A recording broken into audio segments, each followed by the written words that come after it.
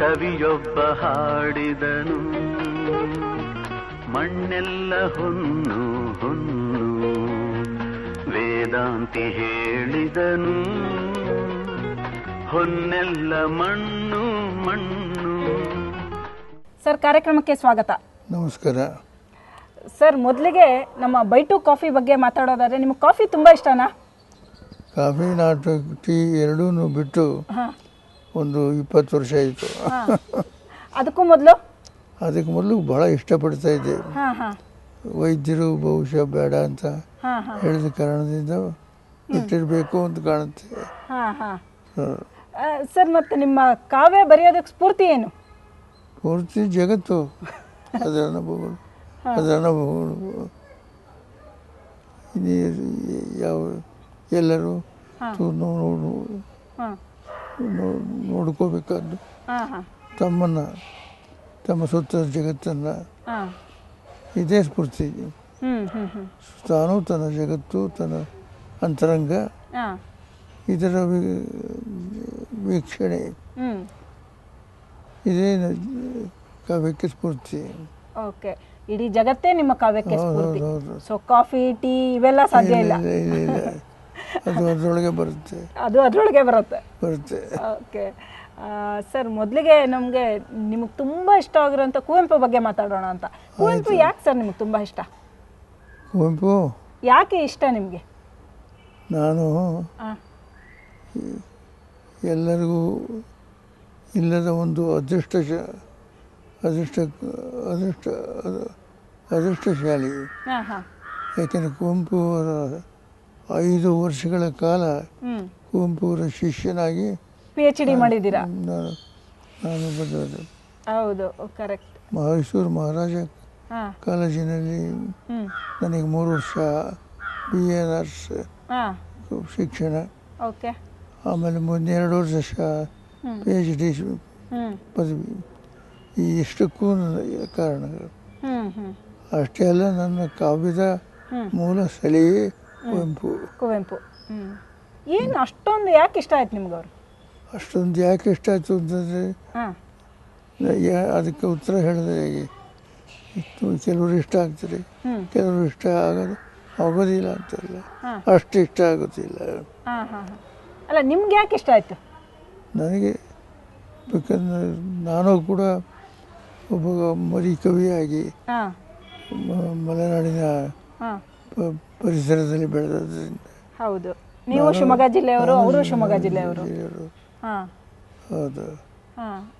ಅವರಲ್ಲಿ ಏನು ಕಂಡ್ರಿ ನೀವು ಅಂತ ಒಂದು ಮಹಾನ್ ಪ್ರತಿಭೆ ಅವರು? ಅವರಲ್ಲಿ ಯಾವ ಗುಣ ನಿಮಗೆ ತುಂಬ ಇಷ್ಟ ಆಯ್ತು? ಬಹಳ ಅದ್ಭುತ, ಯುಗ ಪರಿವರ್ತನಶೀಲವಾದ ಒಂದು ಚೈತನ್ಯ ಕುವೆಂಪು ಅವರು. ಅವರಲ್ಲಿ ಕುವೆಂಪು ಕಾವ್ಯದ ಇಡೀ ಸಾಹಿತ್ಯ ಅನ್ನೋದು ಅದುವರೆಗೂ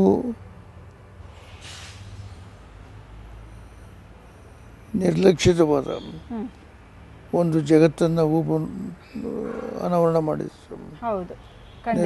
ನಿರ್ಲಕ್ಷಿತವಾದ ಒಂದು ಜಗತ್ತು. ದಲಿತ ಅಂತಲ್ಲ, ಬರೀ ದಲಿತಕ್ಕಿಂತ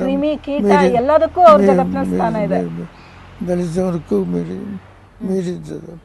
ಸೊ ನಿರ್ಲಕ್ಷಿತವಾದ ಜಗತ್ತನ್ನು. ಕುವೆಂಪು ಅವರ ಕಾವ್ಯಗಳಲ್ಲಿ ಅಥವಾ ಅವರ ಒಟ್ಟು ಕೃತಿಗಳಲ್ಲಿ ಯಾವುದು ತುಂಬ ಇಷ್ಟ ಅನ್ನುವಂಥದ್ದು?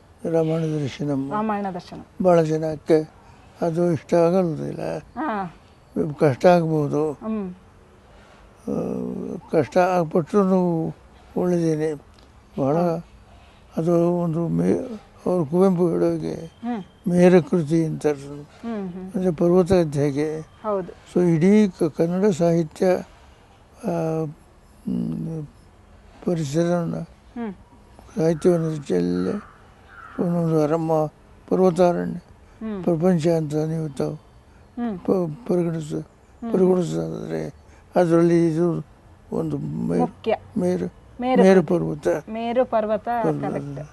ಇದನ್ನು ಕಷ್ಟಪಟ್ಟು ಹತ್ತದವರಿಗೆ ಅದರ ಸ್ವಾರಸ್ಯ ಗೊತ್ತು. ಹಿಮಾಲಯ ಹತ್ತಿದವ್ರಿಗೆ ಏನು ಕಾಣತ್ತಲ್ಲ ಆ ತರ ಕಾಣತ್ತೆ ಅಂತೀರಾ ಹೌದು ರಾಮಾಯಣ ದರ್ಶನ ಓದ್ದವ್ರಿಗೆ. ಹೌದು. ಸರ್, ಹಿಮಾಲಯ ಅಂದ ತಕ್ಷಣ ನೆನಪಾಯ್ತು, ನಿಮಗೆ ಬೆಟ್ಟ ಗುಡ್ಡ ಎಲ್ಲ ತುಂಬಾ ಇಷ್ಟ ಅಂತ ಕೇಳಿದ್ದೀನಿ. ಎಲ್ಲಿ ಇಷ್ಟ ಸರ್? ಯಾವ ಜಾಗ ಇಷ್ಟ ನಿಮಗೆ? ಕೆಮ್ಮಣ್ಣಗುಂಡಿ, ಮೈಸೂರು ಹಾಂ ಹಾಂ ತರೀಕೆರೆ ತಾಲೂಕಿನ ಹಾಂ ಕೆಮ್ಮಣ್ಣಗುಂಡಿ ಹಾಂ ಹಾಂ ಹಾಂ ತುಂಬ ಇಷ್ಟ ಅದು. ಹಾಂ ಹಾಂ ಹಾಂ ಒಟ್ಟಿನಲ್ಲಿ ಈ ಗುಡ್ಡ ಬೆಟ್ಟಗಳನ್ನು ಹಾಂ ಪ್ರೀತಿಸೋದು ಕೂಡ ಹಾಂ ಸಾಮಾನ್ಯವಾದ ವಿಚಾರವಲ್ಲ. ಹೌದು.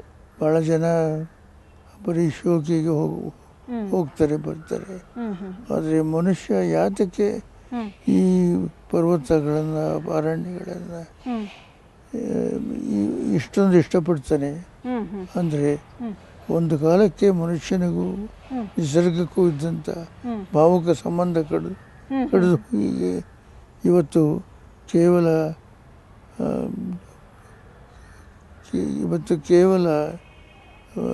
ಟ್ರೆಕ್ಕಿಂಗ್ ಹೋಗಕ್ ಮಾತ್ರ ಸೀಮಿತ ಆಗಿದೆ ಅಂತೀರಾ? ಅವ್ರವ್ರು ಹ್ಮ್ ಒಂದು ಮೋಜಿನ ತಾಣ ಆಗ್ಬಿಟ್ಟಿದೆ. ಮೋಜಿನ ತಾಣ ಆಗೋಗಿದೆ. ಹ್ಮ್ ಅಷ್ಟೇ ಅಲ್ಲ, ಹ್ಮ್ ಇಡೀ ಈ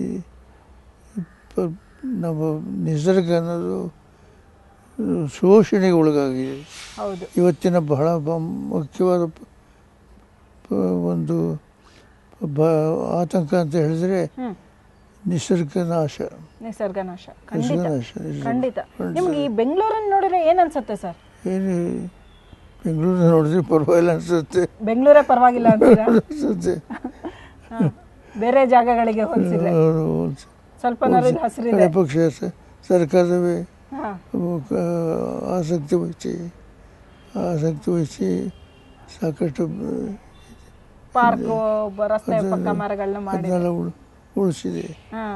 ಅದರಿಂದ ಹೌದು, ನಿಸರ್ಗ ನಾಶದ ತಲ್ಲಣಗಳಲ್ಲಿ ಒಬ್ಬ ಮನುಷ್ಯ ನಿಸರ್ಗವನ್ನು ಪ್ರೀತಿಸೋದು ಹೇಗೆ, ಒಂದು ಗುಡ್ಡವನ್ನು, ಒಂದು ಬೆಟ್ಟವನ್ನು, ಒಂದು ಮರವನ್ನು, ಗಿಡವನ್ನು, ಹೂವನ್ನು, ಹಕ್ಕಿಯನ್ನು, ಹಳೆಯನ್ನ ಪ್ರೀತಿಸಲಾರದವನು ಮನುಷ್ಯರನ್ನು ಹೇಗೆ ಪ್ರೀತಿಸ್ತಾನೆ? ಖಂಡಿತ sir. So the love of life is love of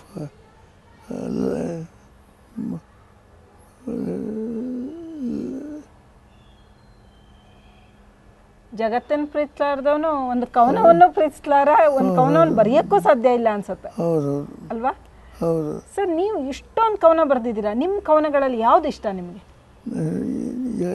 ಒಂದು ಇಷ್ಟ ಅಂತ ಯಾವುದು ಅಂತ ಹೇಳಿ ಸಾಕಷ್ಟಿವೆ. ಸಾಕಷ್ಟಿದೆ. ಅದರಲ್ಲಿ ಅದರೊಳಗೆ ಯಾವ್ದು ಇಷ್ಟ? ಸಾಕಷ್ಟಲ್ಲಿ ಅವಸ್ಥೆ ಅಂತ ಒಂದು ಪದ್ಯ ಇದೆ. ಅದು ವಾಸ್ತವವಾಗಿ ಆಸ್ಪತ್ರೆಯ ಅನುಭವ. ಅದು ಆಸ್ಪತ್ರೆಯ ಅನಿಸ್ಥಿಷಿಯಾ ಟೇಬಲ್ ಮೇಲೆ ಒಳಗಾದಾಗ ಏನಾಗುತ್ತೆ, ಪ್ರಜ್ಞೆ ತಪ್ಪಿದಾಗ ಮನುಷ್ಯ ಯಾವ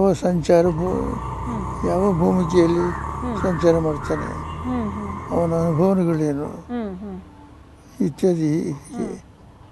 ಹೀಗಾಗಿ ಒಂದು ನನಗೆ ಹಾರ್ಟ್ ಆಪರೇಷನ್ ಆದಾಗ ಅನಿಸ್ಥಿಷಿಯಾ ಕೊಟ್ಟಾಗ ನನಗೆ ಆದ ಅನುಭವ ಇದೆಯಲ್ಲ, ಆ ಅನುಭವದಲ್ಲಿ ಈ ಜಗತ್ತು ಮತ್ತು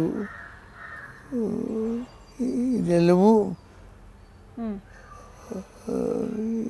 ಶೂನ್ಯವಾಗಿ ಹೋಗಿ ಕಂಪ್ಯೂಟರ್ ಶೂನ್ಯವಾಗಿ ಹೋಗುತ್ತಲ್ಲ, ಶೂನ್ಯದ ಒಂದು ಅನುಭವ, ಅನಸ್ತೇಶಿಯಾ ತಗೊಂಡಾಗ ಶೂನ್ಯದ ಅನುಭವ. ಮತ್ತು ಆ ಶೂನ್ಯದ ಅನುಭವವನ್ನು ಇಟ್ಟು ಬರೆದ ಕವನ ಅದು. ಬರೆದ ಪದ್ಯ ಇತ್ತು. ಬಹಳ ಅದ್ಭುತವಾದ ಪದ್ಯ. ಸರ್, ಇವಾಗ ಹೇಗಿದೆ ನಿಮ್ಮ ಆರೋಗ್ಯ? ನಿಮ್ಮ ಆರೋಗ್ಯ ಹೇಗಿದೆ ಯಾವಾಗ? ಈಗ ಆರೋಗ್ಯ ಹೇಗಿದೆ? ಈಗ 2 ದಿವಸ ಆಯ್ತು ಆಸ್ಪತ್ರೆಯಿಂದ ಬಂದು. ಹೇಗಿದೆ ಸರ್ ಆರೋಗ್ಯ? ಬರೆಯಕ್ಕೆಲ್ಲ ಸಾಧ್ಯ ಇದೆ ಈಗ? ಇಲ್ಲ, ಬರೆಯಕ್ಕೆಲ್ಲ. ಈಗ ಓದೋದು ಮಾತ್ರ ಸಾಧ್ಯ ಹೊರತಾಗಿ ಬರೆಯೋದಕ್ಕೆ ಸಾಧ್ಯವಾಗ್ತಿಲ್ಲ. ಓಕೆ, ಏನು ಓದ್ತಾ ಇದ್ದೀರಾ ಸರ್ ಇವಾಗ? ಇತ್ತೀಚೆಗೆ ಯಾವ್ದು ಓದ್ತಾ ಇದ್ದೀರಾ? ನಾನು ಟಾಲ್ಸ್ಟಾಯಿ ಹಾಂ ಆತ್ಮಕಥೆ ಓದಿದೆ. ಹ್ಞೂ ಹ್ಞೂ 500 ಪುಟಗಳ ಒಂದು ಪುಸ್ತಕ ಅದು. ಹ್ಞೂ ಹ್ಞೂ ಅದರಲ್ಲಿ ಜಗತ್ತಿನ ಬಹಳ ದೊಡ್ಡ ರಷ್ಯನ್ ಕ್ರಾಂತಿ ಬಗ್ಗೆ ಗ್ರಂಥಿ ಬಗ್ಗೆ ಇರೋ ಪುಸ್ತಕ. ಹೌದು. ಹಾಂ ಹಾಂ ಟಾಲ್ಸ್ಟಾಯಿ ಜಗತ್ತಿನ ಅತಿ ದೊಡ್ಡ ಲೇಖಕ. ಹೌದು ಕುವೆಂಪು ಅವ್ರಿಗೆ ಬಹಳ ಹಾಂ ಹತ್ತಿರದವನು. ಹೌದು ಖಂಡಿತ. ಹಾಂ ಹ್ಞೂ ಹ್ಞೂ ಹ್ಞೂ ಅವನ ನಾನು ಟಾಲ್ಸ್ಟಾಯ್ ಫಾರಮ್ಗೆ ಹೋಗಿದ್ದೀನಿ, ಹಾಂ ಹಾಂ ರಷ್ಯಾಕ್ಕೆ ಹೋಗಿದ್ದೀನಿ. ಹಾಂ ಹೋಗಿ ಅಲ್ಲಿ ಟಾಲ್ಸ್ಟಾಯ್ನ ಹ್ಞೂ ಪ್ರಯೋಗಗಳನ್ನು, ಹ್ಞೂ ಹ್ಞೂ ಅವನ ಜೀವನ ವಿಧಾನಗಳನ್ನು, ಹ್ಞೂ ಆ ಜನ ಹೇಗೆ ಒಬ್ಬ ದೊಡ್ಡ ಕವಿಯನ್ನು ಹ್ಞೂ ತಮ್ಮ ಜನಕ್ಕೆ ತಲುಪಿಸುವ ಹ್ಞೂ ವಿವಿಧ ವಿಧಾನಗಳನ್ನು ಹೇಗೆ